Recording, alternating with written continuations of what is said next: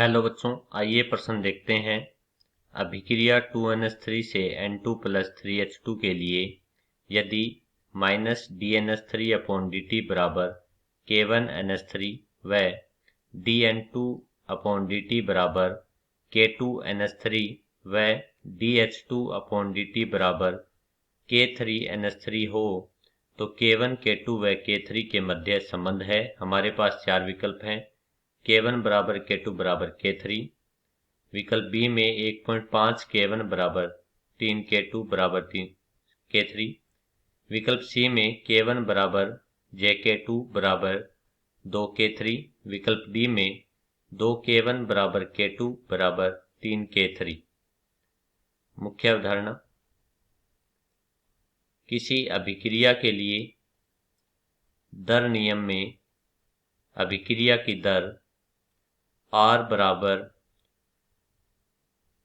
Plus minus dA upon dt अर्थात सांद्रता में परिवर्तन व समय का अनुपात होता है, जहाँ पर ऋणात्मक चिन्ह अभिकारक के पदों में दर नियम के संदर्भ में प्रयोग होता है। जहाँ पर अभिकारक की सांद्रता में कमी आती है वह उत्पाद के लिए धनात्मक चिन्ह का प्रयोग किया जाता है, क्योंकि उत्पाद की सांद्रता में वृद्धि होती है। अभिक्रिया दर को दर स्थिरांक के व सांद्रता स्थिरांक के गुणनफल के रूप में भी लिखा जाता है। R बराबर Ka⁴x, जहाँ K दर स्थिरांक व A सांद्रता और सांद्रता की घातांक x जो होती है वो अभिक्रिया की कोटि कहलाती है। तो हमें एक अभिक्रिया 2NH3 से N2 प्लस 3H2 दिया गया है, जहाँ पर जो अभिक्रिया को संतुलित करने के लिए रस समीकरणमिति गुणांक होते हैं जो अभिकारक या उत्पाद के आगे लिखे जाते हैं रस समीकरणमिति गुणांक। अर्थात दो अणु NH3 से एक अणु N2 का निर्मित होता है व दो अणु NH3 से तीन अणु हाइड्रोजन के निर्मित होते हैं। जब दर नियम लिखा जाता है तो R बराबर माइनस, क्योंकि अभिकारक है, DNH3 अपॉन dt। यहाँ पर रस समीकरणमिति गुणांक 2 है, जिसे अभिक्रिया में दर पदों में नीचे की तरफ लिखा जाता है। तो माइनस DNH3 अपॉन 2 dt बराबर प्लस, क्योंकि N2 व 3H2 उत्पाद है तो धनात्मक चिन्ह का प्रयोग होता है, DN2 अपॉन dt। चूंकि रस समीकरणमिति गुणांक 1 है तो इसलिए भाग में 1 बराबर प्लस DH2 अपॉन dt।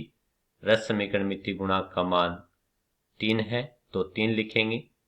यहाँ पर DNH3 अपॉन dt चूंकि हमें दिया है DNH3 अपॉन dt बराबर K1NH3 दिया गया है व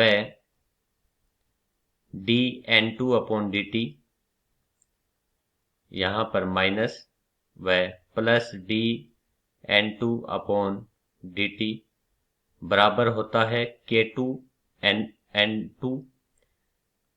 चूंकि प्रश्न में हमें DN2 अपॉन dt बराबर दिया है K2NH3, इसी प्रकार से हमें प्लस DH2 अपॉन dt बराबर दिया है KNH3। चूंकि DNH3 अपॉन dt बराबर K1NH3 दिया गया है, अब चूंकि हमें K1, K2 व K3 दर स्थिरांक युक्त इन समीकरण को समीकरण 1, 2 व 3 लेते हैं। अब इन्हें दर नियम अर्थात माइनस DNH3 अपॉन 2 dt बराबर प्लस dN2 अपॉन dt बराबर dH2 upon 3dt।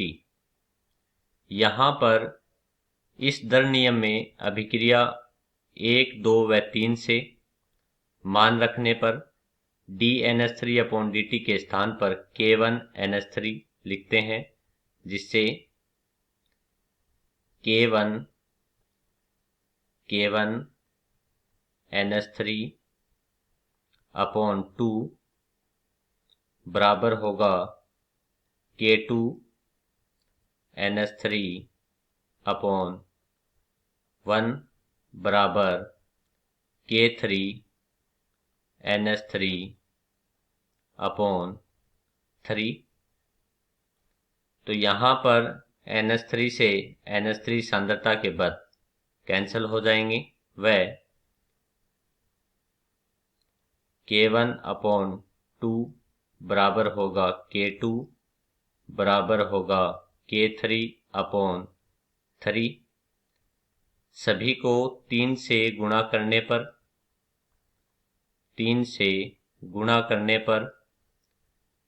3K1 upon 2 बराबर 3K2 बराबर 3K3 अपॉन 3, जिससे